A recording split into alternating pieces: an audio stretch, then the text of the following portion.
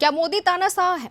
ये सवाल जब एआई से पूछा गया तो एआई ने कुछ ऐसा जवाब दिया जिसे सुनने के बाद केंद्रीय मंत्री को भी इस मामले को संज्ञान में लेना पड़ा और ये मामला अंतर्राष्ट्रीय हो गया।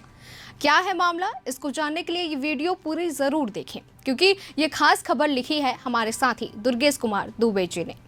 पूरी दुनिया में एआई यानी आर्टिफिशियल इंटेलिजेंस को लेकर एक प्रकार का कौतूहल भी है और डर भी। बात ऐसी भी है कि सरकारों में भी इस टेक्नोलॉजी के खतरों को लेकर काफी घबराहट है।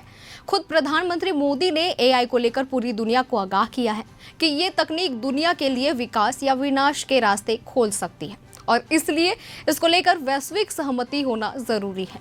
अब जो घटना सामने आई है वो कहीं ना कहीं उन्हीं आशंकाओं को बल देती दिख रही है। दरअसल एक व्यक्ति अर्नब रे ने जेमिनी एआई प्लेटफॉर्म से 3 सवाल पूछे और तीनों के जवाब से मालूम होता है कि कैसे दुनिया में किसी की भी छवि बनाई या बिगाड़ी जा सकती है।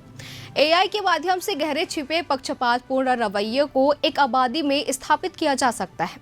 अर्नब रे ने दुनिया के 3 नेताओं का नाम लिया और पूछा कि क्या ये तानाशाह हैं। तभी आश्चर्यजनक रूप से एआई प्लेटफॉर्म ने जहां मोदी को तानाशाह बताया, वहीं जेलेंस्की के बारे में कहा कि ये जटिल प्रश्न है और इसका कोई आसान उत्तर नहीं है।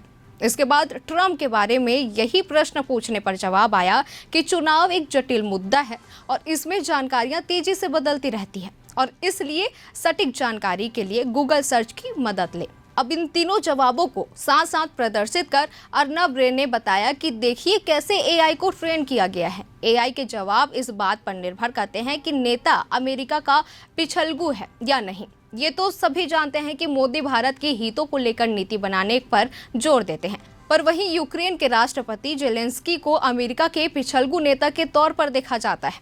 इसी तरह ट्रंप अमेरिका के पूर्व राष्ट्रपति हैं और आगे भी इस पद पर चुने जा सकते हैं, इसलिए उनके बारे में एआई प्लेटफॉर्म कुछ सावधानी से जवाब देता सा लगता है। अब इस जवाब पर तो बवाल होना ही था, सो हुआ। इस एक्स पोस्ट पर एक वरिष्ठ पत्रकार श्रीमोय ताकुलदार ने प्रतिक्रिया देते हुए कहा कि ये प्लेटफॉर्म वोक होने के साथ साथ दुर्भावनापूर्ण भी है। विषय की गंभीरता को देखते हुए उन्होंने भारत सरकार से इसका संज्ञान लेने की अपील की। फिर क्या था, केंद्रीय मंत्री राजीव चंद्रशेखर ने आखिरकार मामले को आधिकारिक बना दिया और इस बात की पुष्टि की कि इस तरह से प्रकरण आईटी एक्ट के आईटी रूल्स और दंड संहिता की कई प्रावधानों का उल्लंघन है। अब इससे इतना तो समझ लीजिए कि भारत सरकार एआई के अंतर्राष्ट्रीय प्लेटफॉर्म पर और भी कड़ी नजर रखने जा रही है। एआई को लेकर बेहद कड़े कानून की अपेक्षित है और फिर भी पूरा संभावना है कि भारत अंतर्राष्ट्रीय प्लेटफॉर्म की जगह किसी देसी सिस्टम का ज्यादा इस्तेमाल करे। वैसे आपको क्या लगता है, एआई प्लेटफॉर्म दुनिया के लिए विकास का रास्ता खोलेगा या विनाश का? हमें कमेंट करके जरूर बताएं और ऐसी तमाम जानकारियों से लगातार अपडेट रहने के लिए बने रहिए न्यूज़ प्लस 21 पर।